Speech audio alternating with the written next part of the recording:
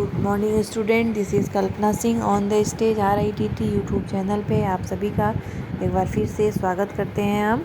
आप हमारे YouTube channel को लाइक, शेयर और सब्सक्राइब करिए, साथ ही में बेल आइकन को भी प्रेस करिएगा ताकि वीडियो की नोटिफिकेशन आपको मिलती रहे और आप हमारे वीडियो को देख सकें। ठीक है, तो आज हम लोग देखेंगे बौद्ध कालीन शिक्षा प्रणाली। ठीक है, बौद्ध काल में शिक्षा हमारी कैसी थी। यद्यपि वैदिक काल की शिक्षा प्रणाली तत्कालीन राष्ट्रीय तथा सामाजिक जीवन से जुड़ गई थी, यद्यपि इस शिक्षा व्यवस्था पर भी धीरे धीरे धर्म का प्रभाव अत्यधिक हावी होने लगा था। शिक्षा में कर्म कांड बढ़ने लगा था। वैदिक काल के प्रारंभिक भाग में ज्ञान प्राप्ति का मुख्य आधार तप एवं ध्यान था तथा शिक्षा का मुख्य उद्देश्य आध्यात्मिक विकास को अग्रसर करना था। परंतु उत्तर वैदिक काल में धीरे धीरे यज्ञ, हवन आदि पर अधिक बल दिया जाने लगा। उस समय यह महसूस किया जाने लगा कि यज्ञ, हवन आदि धार्मिक संस्कारों को ठीक प्रकार से संपन्न कराने के लिए इनकी विस्तृत विधि को शिक्षा में सर्वाधिक महत्वपूर्ण स्थान दिया जाने लगा। इसके फलस्वरूप पुरोहितवाद का उदय हुआ तथा शिक्षा पर ब्राह्मणों का एकाधिकार स्थापित हो गया। शिक्षा प्रणाली को कर्मकांड से जोड़ दिया गया तथा शूद्रों व नारी जाति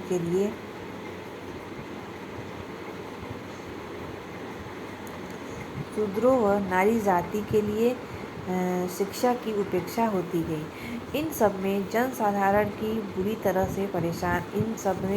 जनसाधारण यानी कि आम जनता जो है बुरी तरह से परेशान होने लगा।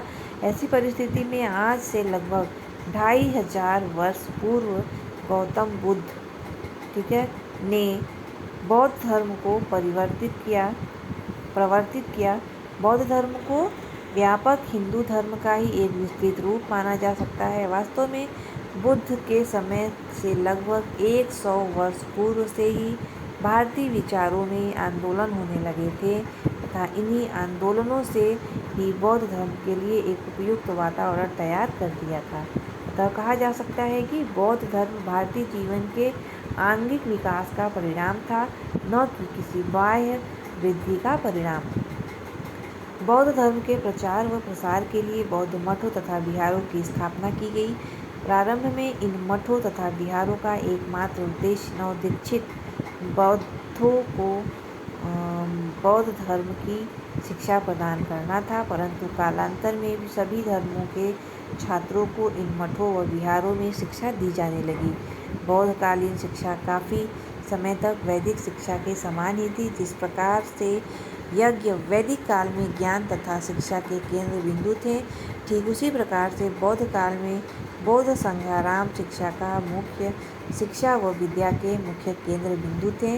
बौद्ध धर्म के निर्वाण प्राप्ति पर अधिक जोर दिया जाता था। निर्वाण से अभिप्राय उस स्थिति से है तथा जिसमें सभी लालसाएं समाप्त हो जाएं, यानी कि सभी मोह माया समाप्त हो जाए और निर्वाण की प्राप्ति वर्तमान जीवन से भी संभव हो सकती है। अतः बौद्ध काल की शिक्षा का मुख्य उद्देश्य जीवन में निर्वाण प्राप्त करने का उपाय जानना था। दूसरे शब्दों में बौद्ध शिक्षा का उद्देश्य छात्रों को ऐसा आचरण सिखाना था जिससे मस्तिष्क को स्थिरता व शांति प्राप्त हो सके।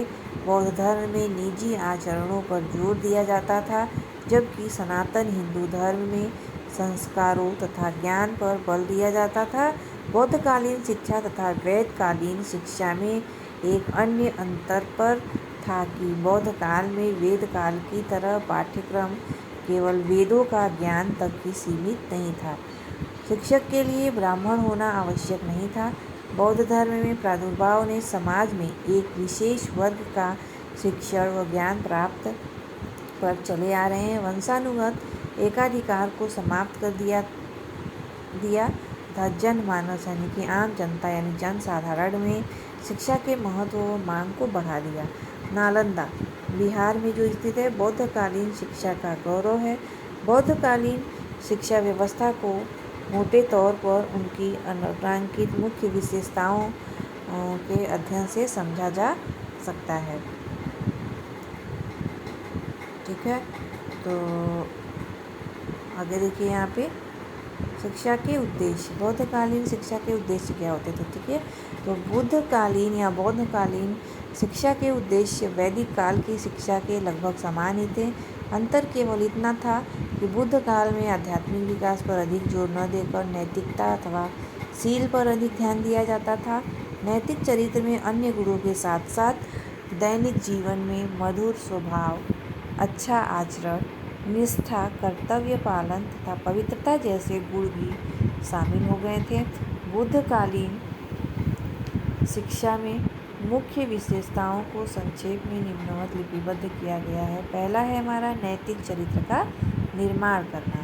तो बौद्धकालीन शिक्षा सबसे अधिक महत्वपूर्ण उद्देश्य छात्रों के चरित्र का विकास करना था, क्योंकि बौद्ध काल में नैतिक आचरण पर अधिक जोर दिया जाता था। इसलिए शिक्षा की सहायता से छात्रों में कर्तव्य पालन, सत्य बोलने, धर्माचरण करने आदि नैतिक गुणों का विकास किया जाता था। नंबर 2 है बौद्ध धर्म का प्रसार करना।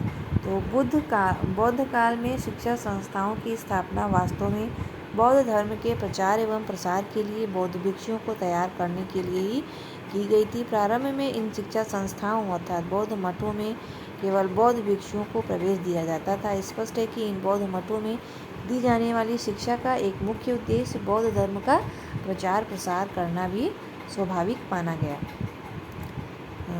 तीसरा है हमारा व्यक्तित्व का विकास करना। छात्रों के व्यक्तित्व का विकास करना भी बौद्धकालीन शिक्षा का एक मुख्य उद्देश्य रहा है और बौद्ध मठों में छात्रों के व्यक्तित्व का सर्वांगीण विकास करके उन्हें श्रेष्ठ तथा कुशल मानव बनाने का प्रयत्न किया जाता था, जिससे वे पारिवारिक, सामाजिक, राजनैतिक, धार्मिक, आर्थिक क्षेत्रों के उत्तरदायित्वों का निर्वाह सफलतापूर्वक कर सके।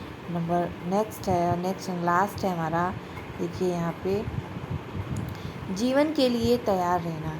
ठीक है, शिक्षा का एक कालजयी उद्देश्य छात्रों को भावी जीवन के लिए तैयार करना है। इसी के अनुरूप बौद्धकालीन शिक्षा व्यवस्था में छात्रों को जीवनोपयोगी ज्ञान प्राप्त करके जीविकोपार्जन के लिए प्रशिक्षित किया जाता था, जिससे छात्रगण गृहस्थ जीवन में प्रवेश के उपरांत अपना तथा अपने परिवारजनों का भरण पोषण कर सके। ठीक है, तो आज के लिए बस इतना ही। बौद्ध काल का आगे का पार्ट हम लोग आगे की वीडियो में देखेंगे। धन्यवाद।